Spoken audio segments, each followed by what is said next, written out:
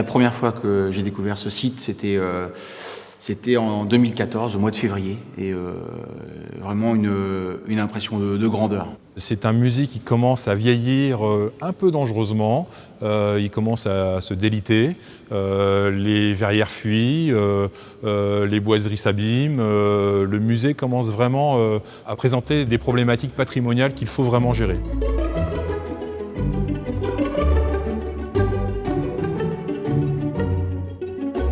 On savait bien qu'à quel point ce bâtiment était très important pour la ville de Nantes et on était doublement en fait motivés, bien sûr.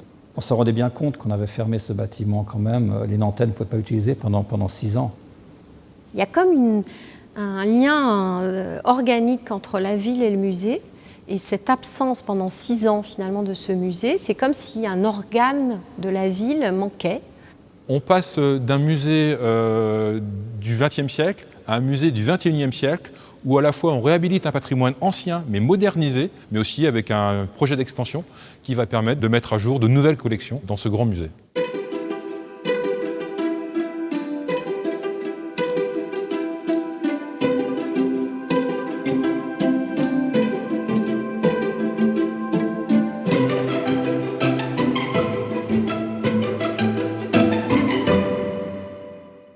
Le patio, quand on le voit aujourd'hui, voilà, c'est un espace superbe, mais il faut avoir à l'idée que c'était un cratère de 7 mètres sous le patio, il y avait des bulldozers qui creusaient, on allait sous les fondations du palais existant. Les travaux n'étaient pas forcément simples, hein. On a excavé 16 000 mètres cubes du sous-sol du palais, sauf que nous, on l'a sorti par la petite cuillère, mais presque.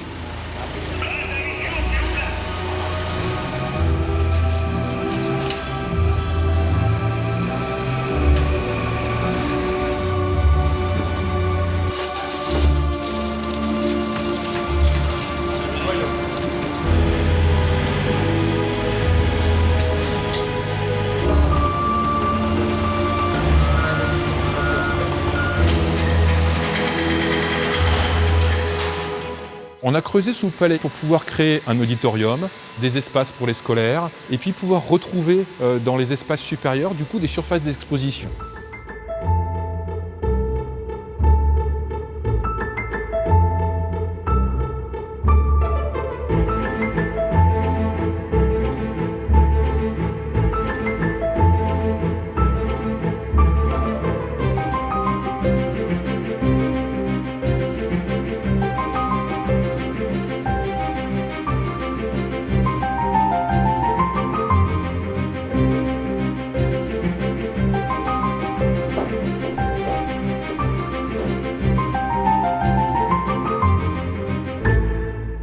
Tout a été mené de façon simultanée. On travaillait sur les toitures, on travaillait simultanément aussi sur les façades, en même temps qu'on creusait sous le bâtiment et en même temps qu'on lançait l'ensemble des travaux techniques dans la partie du palais. Donc c'était très très compliqué en fait à gérer et surtout à créer une coordination de tous ces corps d'État dans un espace qui est vraiment très très contraint. Je veux dire, on est quand même dans un quartier résidentiel.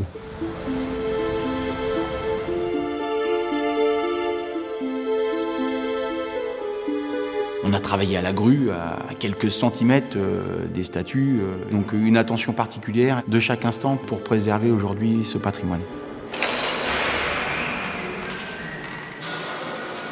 La verrière est inscrite par exemple au monument historique, donc il n'était pas question de faire n'importe quoi. Restaurer 3500 mètres carrés de verrière, où on a respecté exactement le pas tel qu'il a été construit en 1900, c'est-à-dire de 43 cm.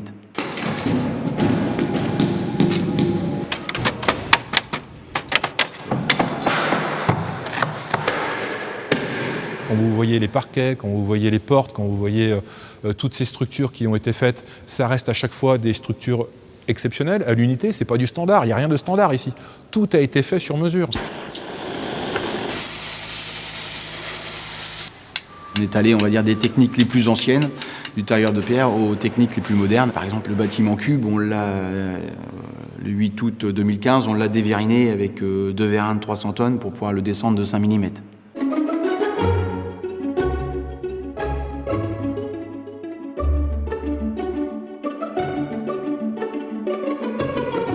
L'autre élément qui était assez innovant, c'est la création de larges blocs muséographiques dans ces galeries qui sont là en fait pour pouvoir interrompre l'effet de galeries en enfilade sans modifier le volume de ces galeries.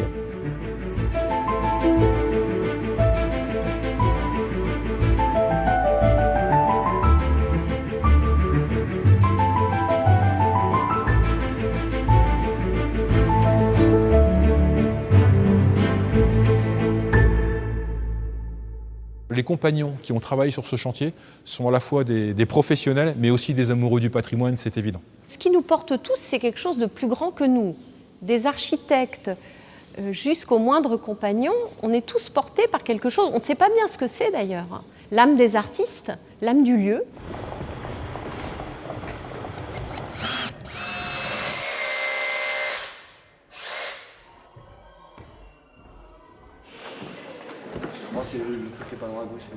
C'est un moment assez magique, un petit peu angoissant, mais très, très heureux quand même, où finalement l'incarnation de l'objet musée se fait.